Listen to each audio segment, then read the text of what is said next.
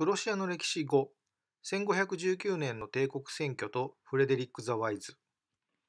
破門されたルターはどうなったでしょうか。破門されたルターはフレデリック・ザ・ワイズという人物にかくまわれました。ルターをかくまうことはローマ教皇の意思に反する行為だったでしょうし、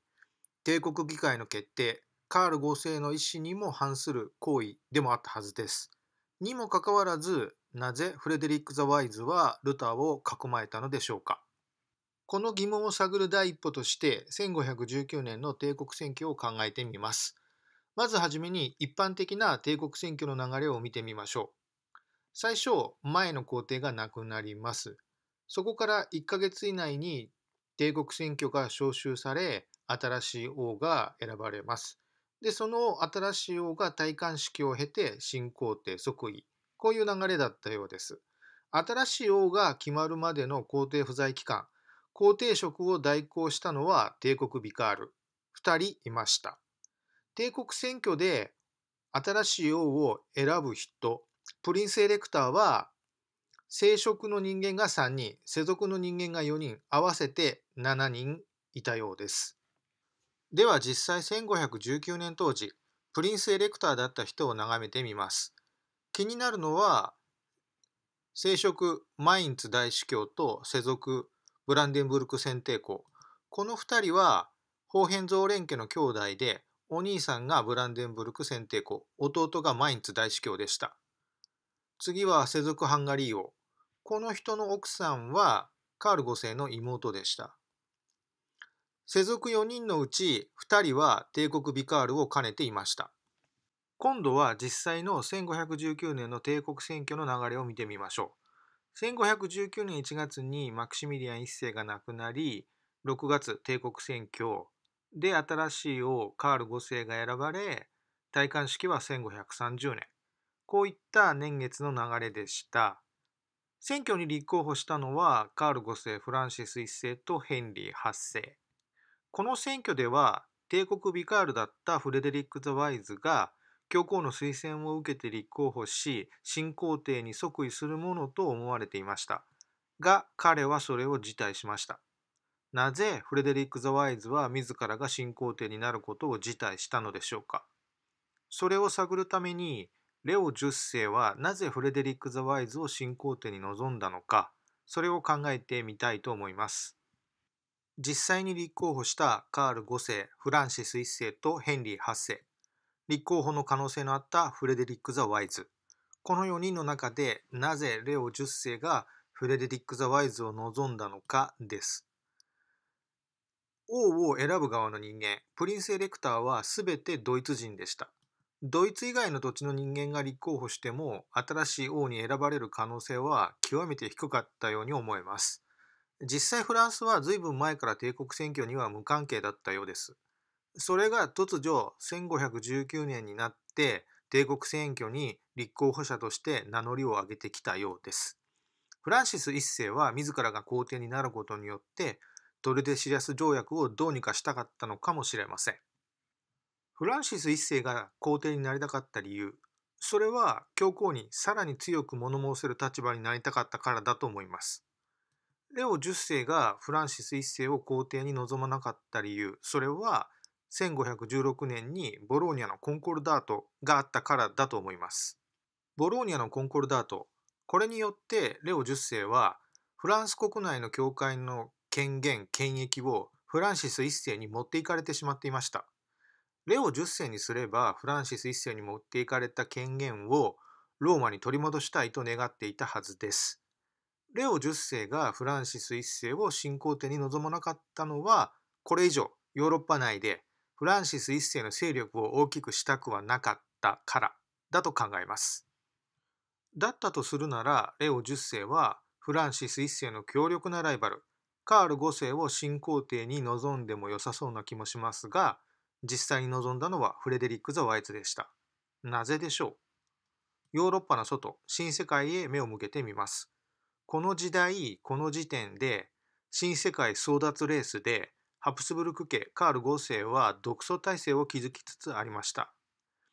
ハプスブルク家の新世界野望へのストッパーとして、教皇にはトルデシリャス条約は一応ありましたが、この時までにスペインもポルトガルもハプスブルク家の手に落ちつつありました。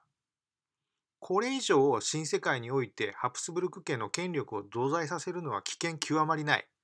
レオ10世はそう考えたのではないでしょうか。レオ10世はカール5世も新皇帝には望みませんでした。時はすでにコロンブスの航海の後、トルデシリャス条約もすでに出来上がってしまっていました。ヨーロッパプラス新世界で物事を考えなければならない時代になっていました。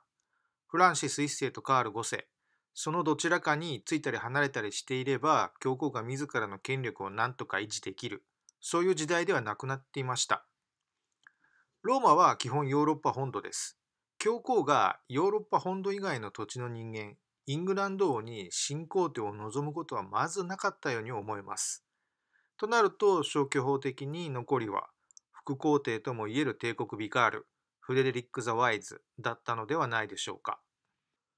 フレデリック・ザ・ワイズにはカール5世、フランシス1世やヘンリー8世のような新世界への野望が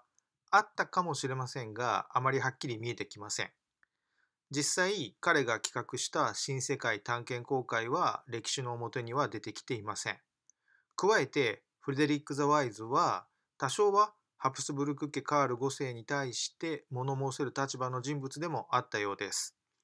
フレデリック・ザ・ワイズという制御弁を利用してハプスブルク家を管理できるレオ10世はいくらかはそう考えたかもしれません。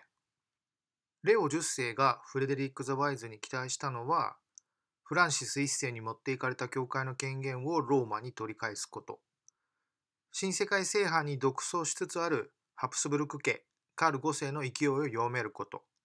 ヨーロッパ内においてさらに勢力を拡大しつつあるハプスブルク家に対する制御弁として機能することだったように思います。もしフレデリック・ザ・ワイズが教皇の望みのままにゴールデンローズを受け取って新皇帝になっていたとしたら、これら教皇からの要求を彼は正々堂々と断ることができたでしょうか。君を皇帝にしたのは誰だと思っているの。このような脅迫めいた言葉が教皇から返ってきたのではないでしょうか。当然、教皇に反旗を翻したルターをかくまうことなど、とてもできなかったはずです。次には、ドイツへの教皇の介入を防ぐため、自らの立候補を取り下げたフレデリック・ザ・ワイズが、カール5世を新王に選んだ理由を考えてみたいと思います。そこには、フレデリック・ザ・ワイズの高度な外交戦略があったように思えます。フレデリック・ザ・ワイズがカール5世を新王に選んだ理由をまとめます。フレデリック・ザ・ワイズは自らが新皇帝になることを辞退することによってドイツの威信をローマから守り抜くことができました。神聖ローマ皇帝の冠をフランスにもイングランドにも渡すのを防ぐことができました。そして同時にフレデリック・ザ・ワイズは教皇に対してもカール5世に対しても自らの立場を優位に置くことができました。故にフレデリック・ザ・ワイズは破門されたルターをかくまうことができたとこう考えます。ルターをウィッテンベルク大学の教授に招いたのはフレデリック・ザ・ワイズでした。そしてその大学を創設したのも他ならぬフレデリック・ザ・ワイズでした。自らがその才能を見込んで発掘した人材を